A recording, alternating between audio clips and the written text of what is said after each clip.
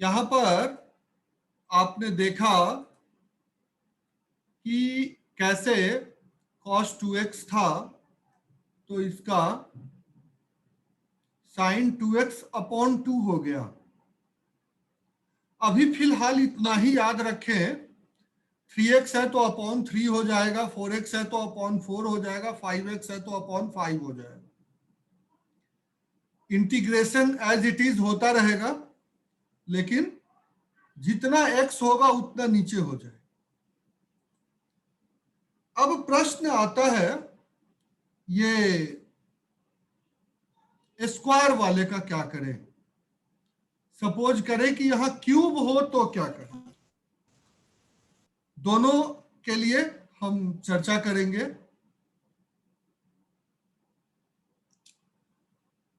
तो बोधायन फॉर्मूला में, बोधायन सूत्र जो ट्रिग्नोमेट्री हमने पढ़ी थी, वहां cos 2x और sin 2x की हमने चर्चा की थी।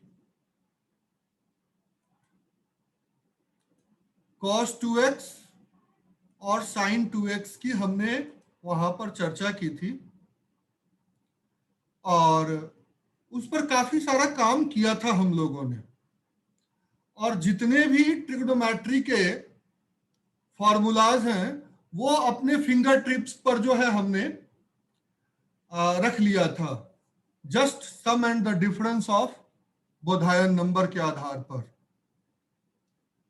तो अगर हमारे सामने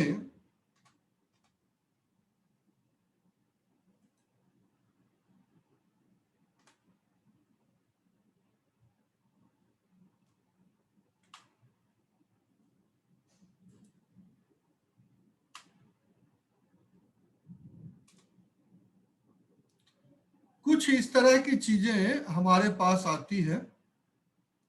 अब देखें क्या है फॉर्मूला, मैं कोशिश करता हूं कि आपको बताया जाए।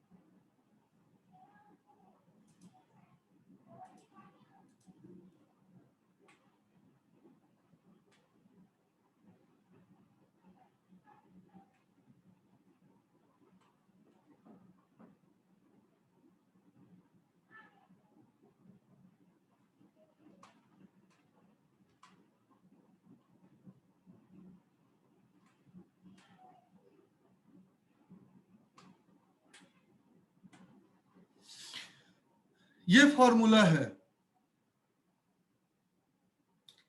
इससे आप कितने फॉर्मूले बना सकते हैं ये आप पर डिपेंड करता है।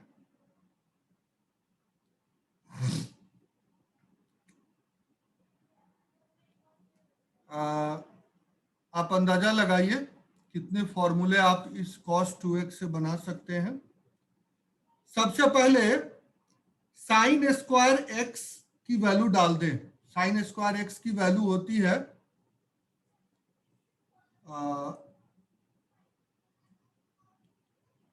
1 माइनस cos स्क्वायर x।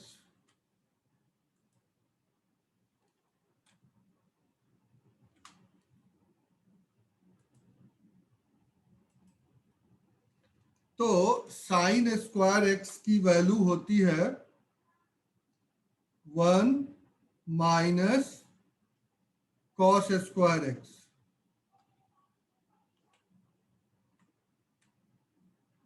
अब इसको सॉल्व कर दें तो आपके पास एक फॉर्मूला आ जाएगा, माइनस माइनस प्लस हो जाएगा, तो आप लिख सकते हैं यहां 2 कॉस स्क्वायर एक्स -1। एक फॉर्मूला आपके पास। दूसरा,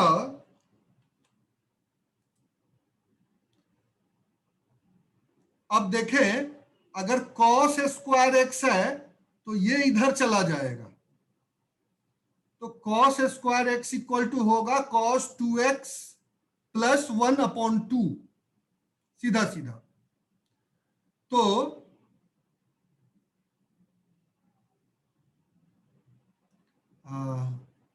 ये हो गया। अब इसी फॉर्मूले को अगर वापस रीराइट करें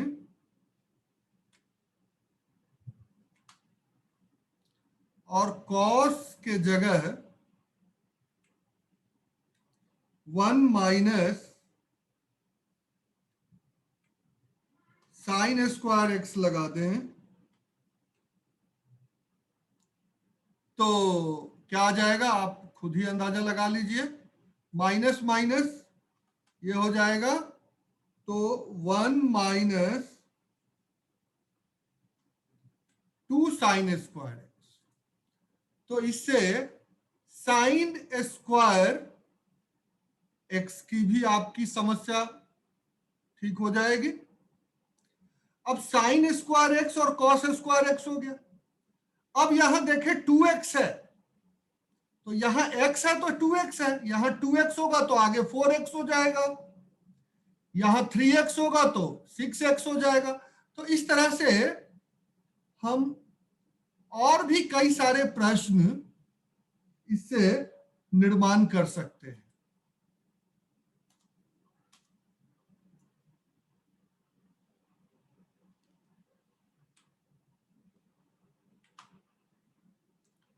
अब यहां हम 4x भी डाल सकते हैं और यहां 5x भी डाल सकते हैं। आप एज इट इज जैसे इसको आप करना चाहें कर सकते हैं।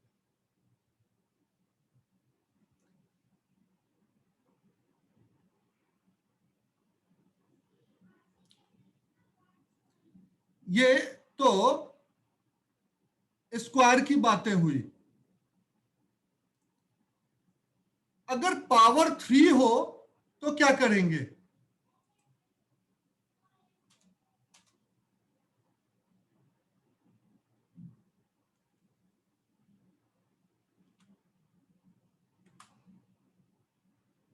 जरा सोचें कि पावर 3 हो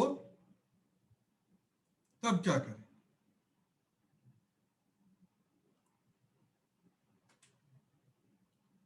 तो आप साइन 3x और कॉस 3x का फॉर्मूला, कॉस 3x का भी लगा सकते हैं,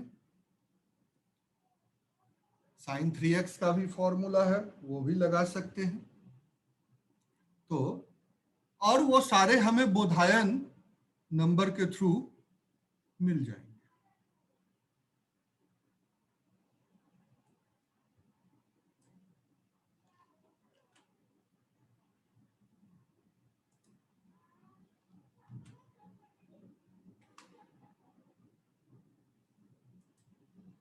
यहां हम cos 3x एंड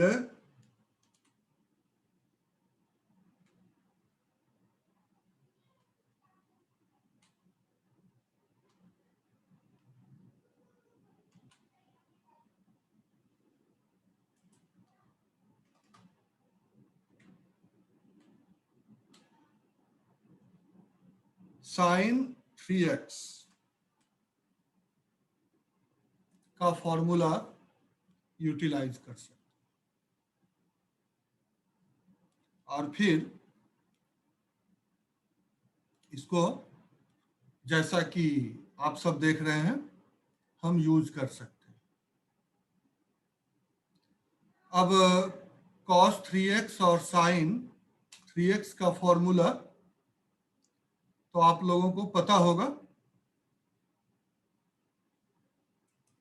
और नहीं भी पता है तो बोधायन संख्या से हम निकाल सकते हैं।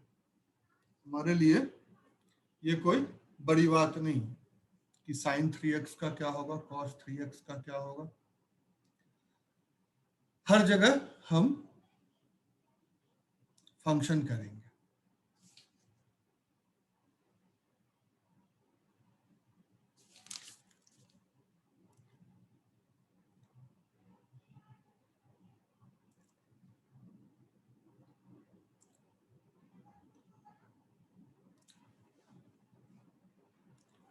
अब थोड़ा सा हम ये सोचें कि cos 3x था,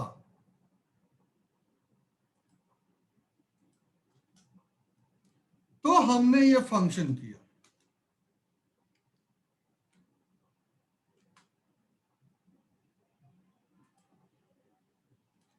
एक बार जरा इस पर सोचिए कि cos 3x प्लस 4 होता तब क्या करते।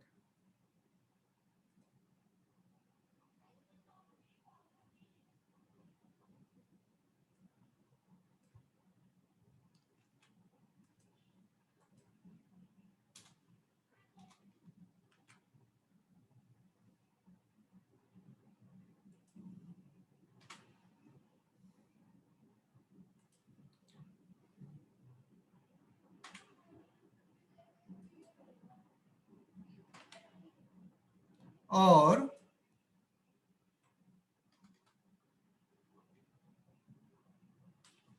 sin 5x प्लस 7 होता तो क्या करते।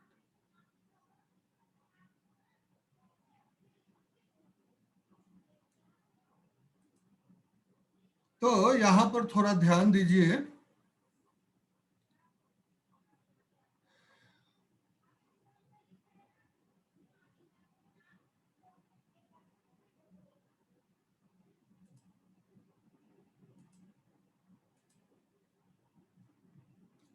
यहां भी हम नीचे सिर्फ 4 ही लिखते और ऊपर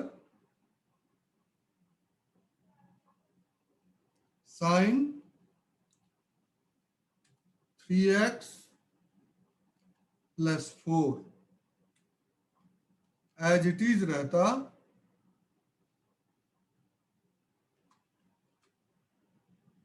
प्लस सी।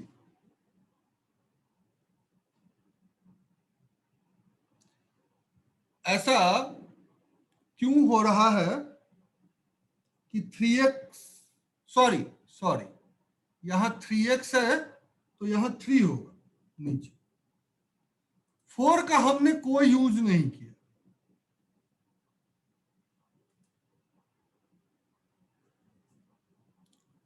अगर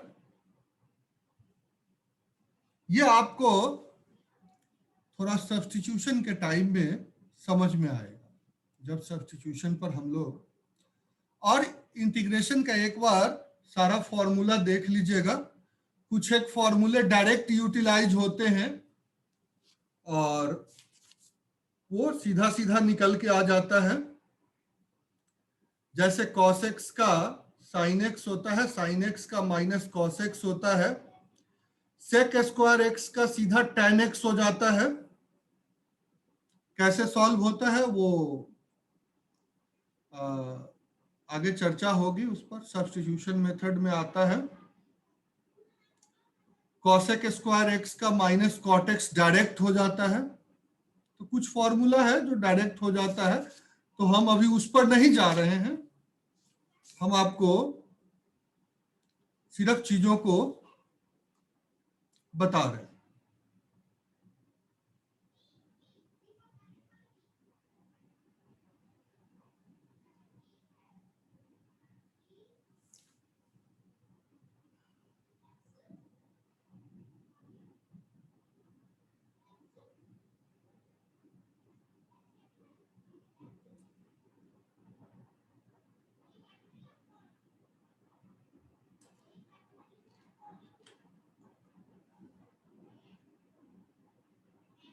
अब थोड़ा सा देखेंगे,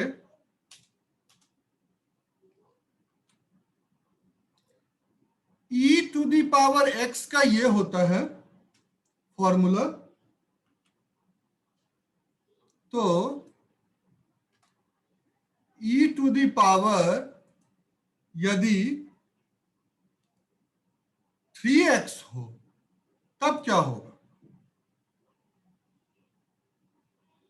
इस पर कभी विचार किया है आपने? तो e टू दी पावर यदि 3x है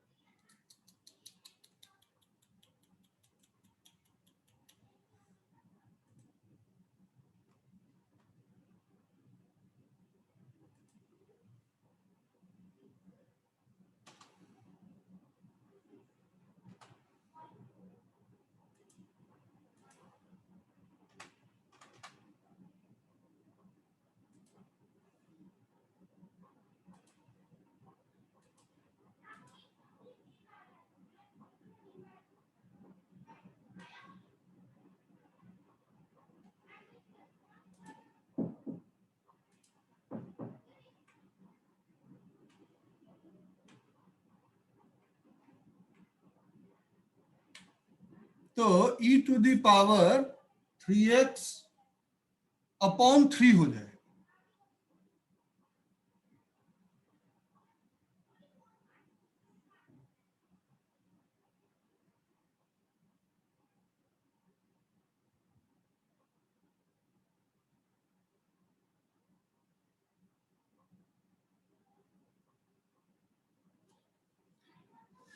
यहीं से हम कुछ बातों को लेके चलते हैं और देखेंगे, संभवतः आपको ये चीजें समझ में आ जाएंगी। अब ये तो मैंने डायरेक्ट बता दिया कि cos 2x का साइन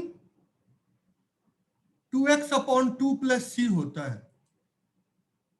इसके डिटेल में चलते हैं।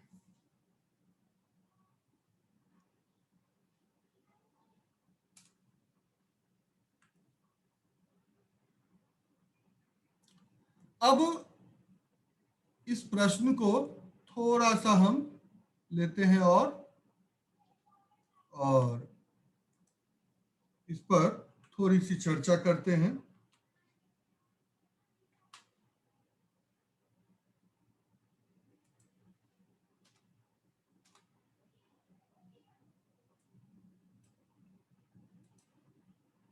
रेड कलर से चर्चा करते हैं। सबसे पहले आप देखें कि cos 2x है, इसमें से 2x को हमें थोड़ा सा, क्योंकि ये सिंपल नहीं है, तो इस 2x को हम चर्चा करेंगे। तो क्या करेंगे? लेट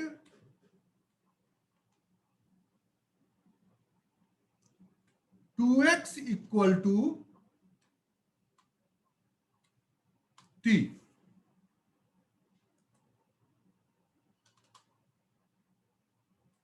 टू एक्स को हम t पुटअप कर लिए। अब इन दोनों साइड को डेरिवेट करिए।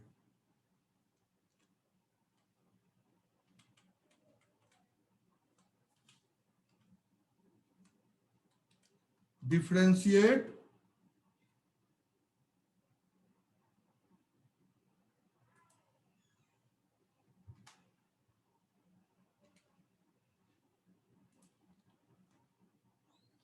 with respect to x।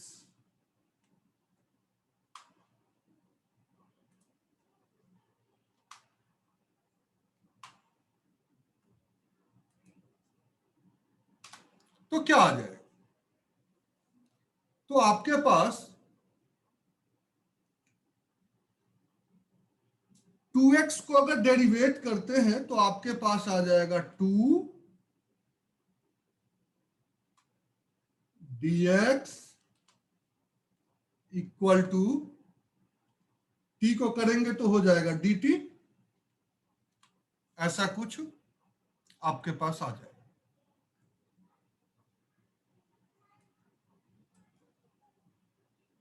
तो अब देखें,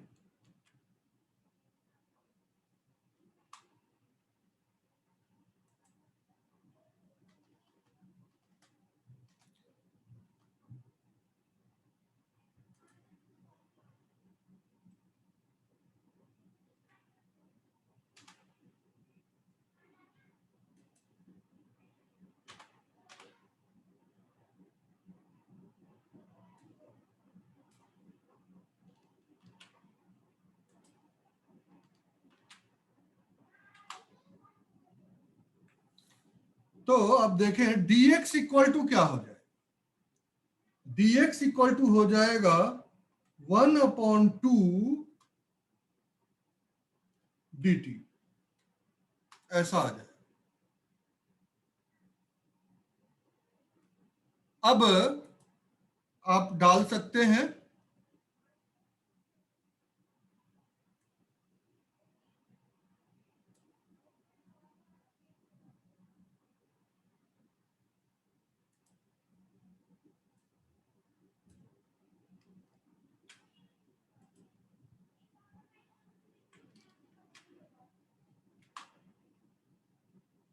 cos 2x के जगह डाल दीजिए t और dx के जगह डाल दीजिए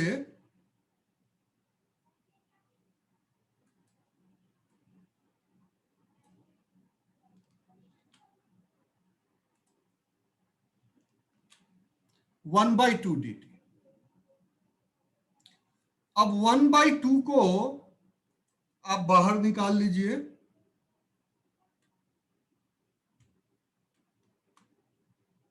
और cos को इंटीग्रेट करेंगे तो आपके पास आ जाएगा साइन t और प्लस c। अब t की वैल्यू यहां पुटअप कर दीजिए जो आपने देखा, तो t की वैल्यू है 2x, तो 2x डाल। अब आप देखें ये पूरी की पूरी जो है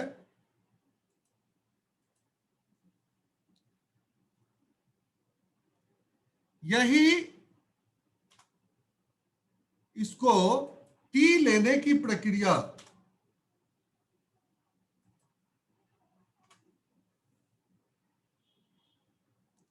और t को फिर dx dt बनाना, उसके बाद उसको dx से रिप्लेस करना, ये पूरा का पूरा प्रोसेस जो है ये सब्स्टिट्यूशन मेथड कहलाता है। इसी को हम सबसे ज्यादा इसका जो है इस्तेमाल होता है। This is called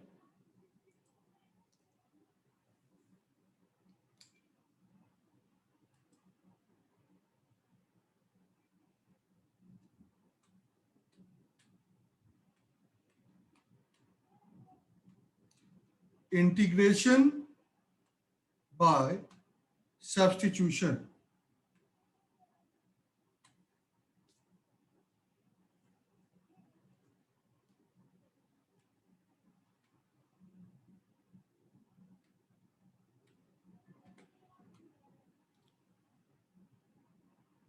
substitutions।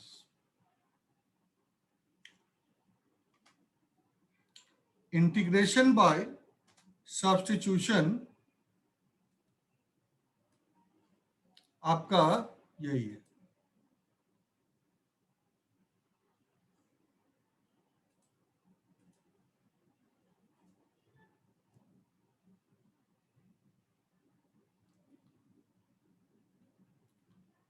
और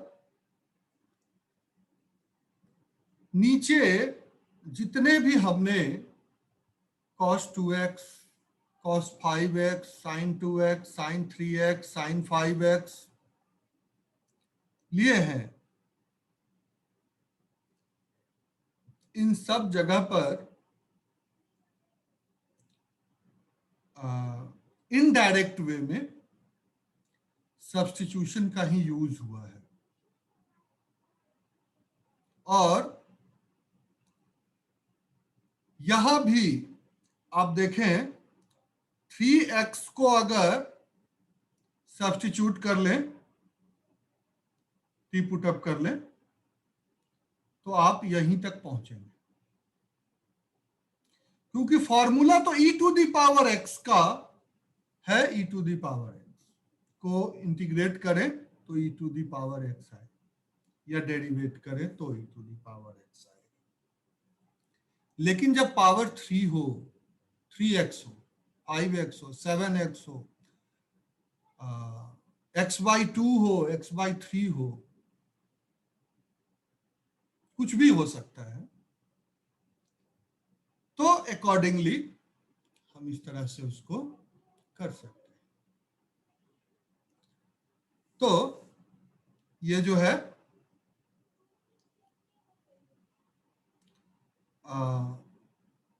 अभी सब्स्टिट्यूशन में और भी थोड़ा सा कर सकते हैं, कोई ऐसी दिक्कत वाली बात नहीं है।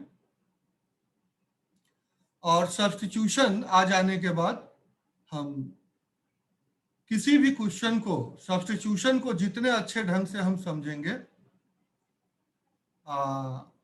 इंटीग्रेशन उतना ही आसान हो जाएगा। और जो सब्स्टिट्यूशन को नहीं समझ पाता है कि एक, तो वो कभी भी इंटीग्रेशन नहीं कर सकता। ये सबसे बड़ी खासियत है। और एक भी क्वेश्चन नहीं कर सकता इंटीग्रेशन का अगर वो सब्स्टिट्यूशन को समझता नहीं, क्योंकि डायरेक्ट फॉर्मूला तो कभी भी कहीं पूछा नहीं जाता, कुछ न कुछ उसमें ऐड कर ही दिए जाते हैं। तो जब ही ऐड होगा तो आपको सब्स्टिट्यूट करने की आवश्यकता आन पड़ेगी, और जब ही सब्स्टिट्यूट करने की जरूरत पड़ी तो फिर यहां आप देखें कैसे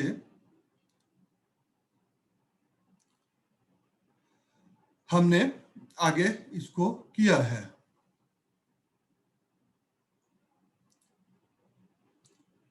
तो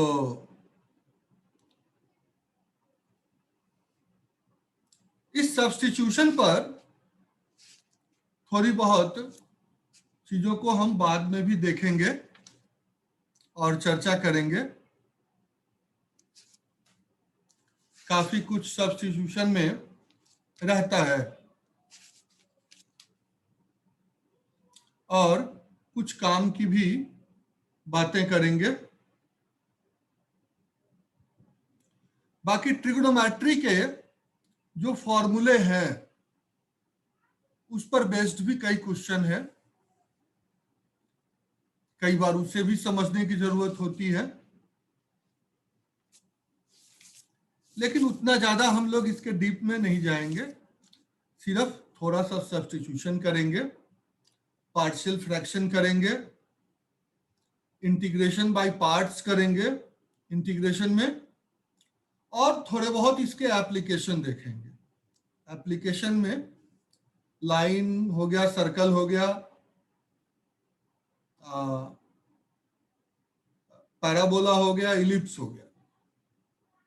इलिप्स और पैराबोला को इसलिए भी समझेंगे क्योंकि बोधायन ज्योमेट्री में ये है ऑलरेडी, तो इसलिए थोड़ा बहुत यहां भी इसको समझने की हम लोग कोशिश करेंगे।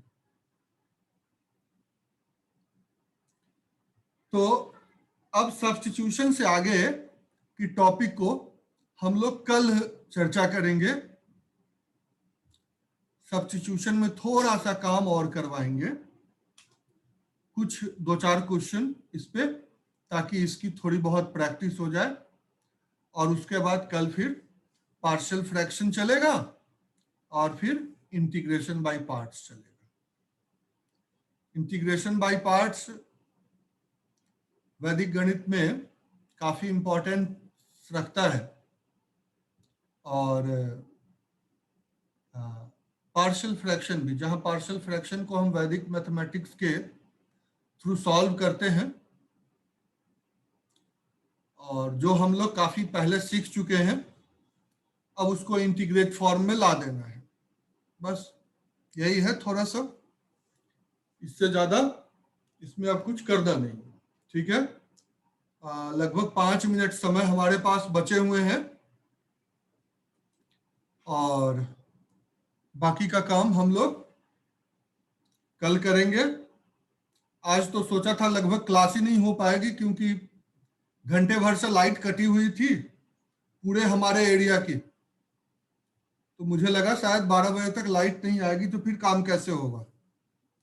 लेकिन ठीक 10 मिनट पहले आज 12 बजने से लाइट आ गई। तो अच्छा है, ठीक है, आज का क्लास यहीं ओवर करते हैं। ठीक है, भाटिया जी का क्लास आ गया क्या?